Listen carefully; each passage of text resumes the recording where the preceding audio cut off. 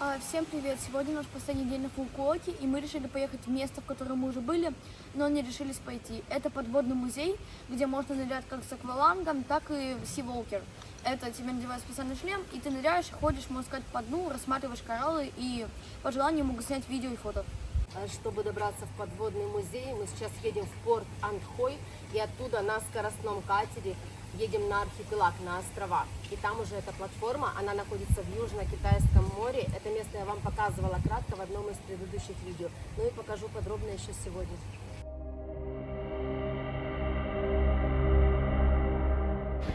Ну все, мы уже в порту Антхоя. Сейчас идем на скоростной катер и оттуда на платформу подводного музея. Сегодня пасмурно так, но как бы нам все равно, потому что мы будем погружаться на риф. Со скоростным катером вышла ошибочка. Все катера уже ушли на острова, на архипелаг, и мы будем плыть на вот такой вот штуке. У меня такое подозрение, что на этом корыце мы будем плыть туда минут 45 железно в одну сторону. Мы на этой лодке совсем одни, так что я удивлена, что мы едем не на катере. Мы выходим из порта. Сейчас обеденное время и никого нет. Обычно с утра здесь очень много туристов, так как все они отправляются на острова. Это будет наш первый опыт такого погружения в шлеме. До этого я погружалась несколько раз с аквалангом в Красном море, а Тая вообще никогда. И она, конечно, немного волнуется. Ну, я тоже. Как вам кресло капитана?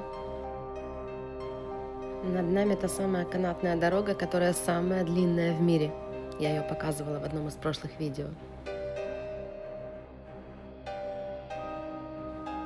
Удивительно, но добрались мы быстро. Вот желтая крыша уже подводного музея. Все, мы швартуемся. А дальше без предисловий. Мы уже на дне. И это тот звук, который мы слышим сейчас в шлеме, и вы тоже. Расскажу кратко, как это было. С платформы идет металлическая вертикальная лестница на дно Южно-Китайского моря. Глубина, где-то 7-8 метров примерно. Вам одевают этот шлем, в него подается кислород, и вы начинаете спускаться. Делаете метр под водой, остановка, продуваем уши. Дальше еще метр-полтора, остановка, продуваем уши. Если этого не делать, идет дикое давление, и могут лопнуть барабанные перепонки. Было немножко жутковато, но когда я уже почувствовала под собой дно песчаное, я успокоилась. И мы с Таей не были вместе. Мы шли в разное время, может быть, с интервалом 3-4 минуты. И сначала мы вообще не видели друг друга. То есть я была где-то с одной стороны рифа, а она чуть дальше, и вода была мутноватая. Рыб было видно, ну вот как вы сейчас видите, вот такая вот съемка была. В принципе, то же самое видели мы. Тая испуганная, потому что она вообще боялась, что меня нет рядом.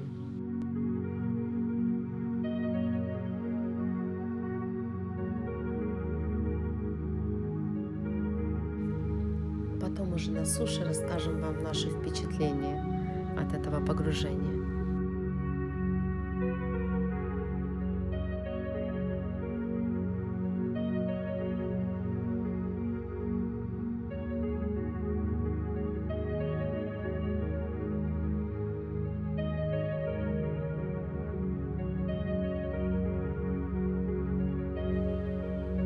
Фунги или коралл-гриб, наверное, самый распространенный коралл.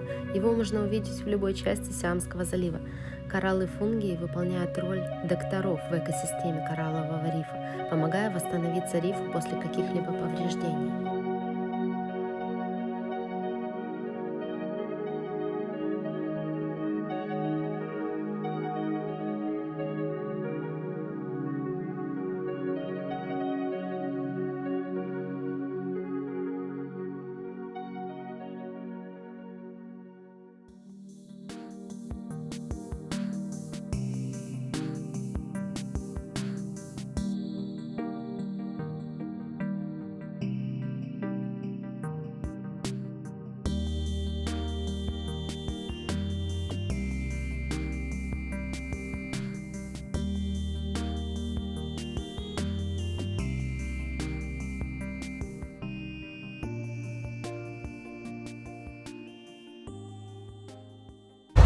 Все, мы вернулись в порт Антхой, сейчас возвращаемся, будем идти на наш последний закат здесь, на Фукуоке, и завтра уже наш самолет.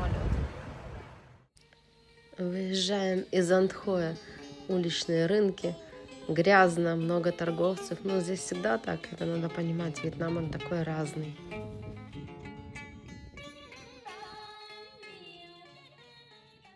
Под водой. Пихала, показывала, что воздуха нет. Он понял и потом что-то переключил там у себя. Я бы уже задохнулась. И все. Не показала. Так я тоже начала задыхаться, что ты думаешь? Я умею дышать без Просто не было ни кислорода. воздуха, ничего, да? Да, просто резко пропал кислород, и я поняла, что мне нечем дышать. Я бы уже Ну что, мы уже вернулись в отель. Впечатления хотим рассказать. Я первая начала погружаться, та еще стояла наверху на платформе, и когда я спускалась, у меня резко так уши задавило, просто давление, перепад давления. Вот первый такой испуг был под водой. А вообще дышишь потом свободно, надо сглатывать слюну. Через каждый метр мы, получается, спускаемся по лестнице металлической на самое дно, и дальше идем пешком к рифу, плыть нельзя. Вот, и через каждый метр, когда ты спускаешься, мы останавливались, он давал немножко продышаться, и чтобы уши отложило, потому что если спуститься резко, это очень опасно, могут барабанные перепонки лопнуть. Вот, а так я быстро привыкла. Да, мы там были около 15 минут, и в принципе все было хорошо, кроме момента того, что вот мама хотела снять видео, сделать фото, но это не совсем получилось, так как почему? Но это получилось, но я не брала с собой свою GoPro камеру, потому что я ее дома оставила. Вот, и снимали нам ребята. Ну и типа на экране они показывают такое классное качество, прям именно очень красивые фотографии и красивое видео. Вот, а на деле, когда мне скинули это в телефон, ну блин, я плевалась просто. Ну вы же сами видели вот здесь вот перед этим, оставляя я в этом видео то, что сняли они, но это, конечно, качество говняцкое полностью. Вот. Мутная вода, очень размытая, местами даже лиц не видно. Про фото я вообще молчу, ну, в общем, такое сплошное разочарование. И вот если вы будете погружаться, да, на этот Sea Walker тур, то я не советую оплачивать фото и видео у них. $20 с человека это точно не стоит, ну, потому что просто фу. Если хотите что-то качественное снимать, лучше берите свою GoPro-шку, берите селфи-палку и снимайте сами под водой. Вот, сэкономите и денег, и будет красивый видос у вас. Вот так. Ну, а так, в принципе, мне понравилось. Рыбок много плавало, и они такие кусючие были, кусали, просто подплывали сзади за плечи, за руки. Вот, и кораллы очень красивые под водой, анимоны разные, полипы. Только что увидела у нас возле дома вот такое растение, и кто-то просто его уничтожил, лист весь прогрыз. Наш последний вечер на Фукуоке.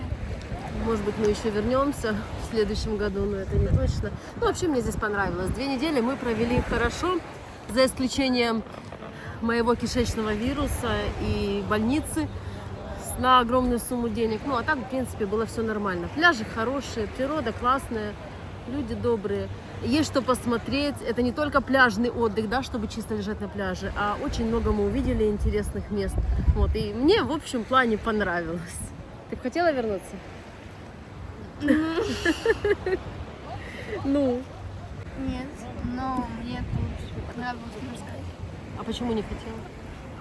Потому что я больше за то, чтобы посещать какие-то новые места, а не возвращаться в старые, где мы уже, в принципе, все увидели. Ну, Азия большая, здесь еще Ну, много нет, да, островов. конкретно про Фукуоку. Понятно. Ну и, в общем-то, мне ближе Европа, чем Азия. Как я поняла, Это мы знаем. Солнце.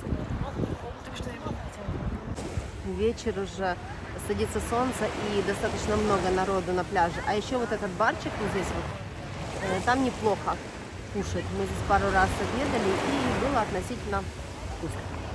Так как мы не брали заранее билеты, мы еще не знаем, как будем из Польши в 12 ночи возвращаться домой в Одессу.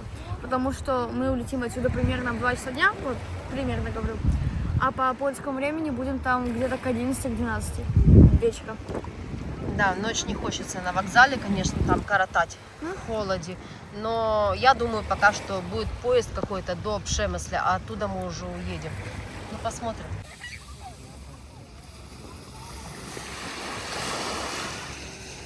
Красивые закаты на Фукуоке.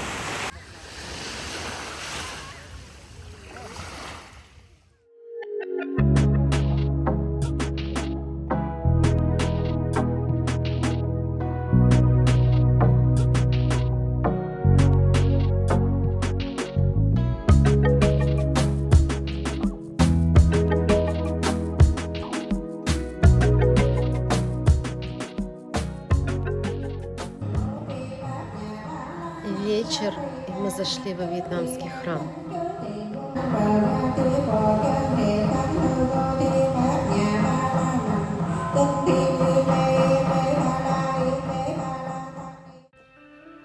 Покажем вам один очень хороший европейский ресторан. Он возле Кинг-Конга прям находится.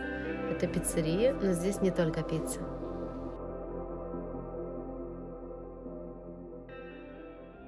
Ну что, у нас сегодня прощальный ужин на Фукуоке. Завтра домой. Я поела в ресторане итальянской кухни, и мы смогли. Поэтому Тая сейчас пьет воду, а мама ужинает. Там сыр расплавленный. Здесь самая вкусная паста с морепродуктами. Уже ближе к полуночи мы вернулись в отель. Так тихо, да? Пора собирать чемоданы. Я так не люблю это. Мы собрались. Сейчас едем в аэропорт. Мне очень страшно, потому что в таком виде я еще никогда контроль не проходила. Доплачивать не хочу, потому что на карте огромный минус после этого госпиталя вьетнамского. А еще хочу оставить здесь наш утюг домашний, потому что его просто некуда засунуть. А Тая предлагает впихнуть его в ручную кладь, и если уже выкидывать, то выкидывать в аэропорту. Короче, жесть. Да-да-да-да. Это багаж Таи. Это наши 28 кулечков. Чемодан Алисын новый, мой чемодан. При том, что в ручной клади можно иметь только один рюкзачок. Я не знаю, что будет. Я мечтаю научиться ездить с одним рюкзаком. Багаж на двоих, когда мы возвращаемся домой. Мы взлетаем над Фукуоком. Проведем в небе 12 часов. Можно сказать, пролетим через половину земного шара. Под нами будут Таиланд, Камбоджа, Индия. Очень много стран. Я уже соскучилась по Алисе, по Гене, домой уже хочу. Долго мы без них были. Через 12 часов мы сядем в Катовице, в зимнем холодном Катовице, и оттуда нужно будет как-то добираться в Украину. Как, я еще не знаю, все решим на месте. Возможно, поездом до Львова, а там уже автобусом или маршруткой. Когда смотришь на эти проплывающие мимо облака, кажется, что мы так быстро летим, да? А на самом деле мы уже так долго в самолете, а это всего лишь Пномпень, Камбоджа. Мы еще не долетели даже до Таиланда. Дело идет к ночи, и я хочу попробовать хоть немножко поспать, хоть пару часов. Мне это очень сложно дается в самолетах. Ну что, раннее утро, раннее морозное украинское утро. И мы, можно сказать, дома, ко Львову подъезжаем. Каким-то чудом мы успели запрыгнуть в автобус, который шел до Запорожья через Львов. И вот мы планируем во Львове высадиться, потому что дальше места наши уже заняты. И оттуда будем чем-то добираться домой в Одессу. Сейчас расцветет, Гене позвоним. Вы даже не можете представить, как после вьетнамской еды хочется просто домашнего нашего такого, соляночки нашей украинской, салатика грецкого, та пюрешки. Мы пересели в другой автобус и уже едем в Одессу. Скоро утро, будем дома, будем обниматься. Я очень соскучилась.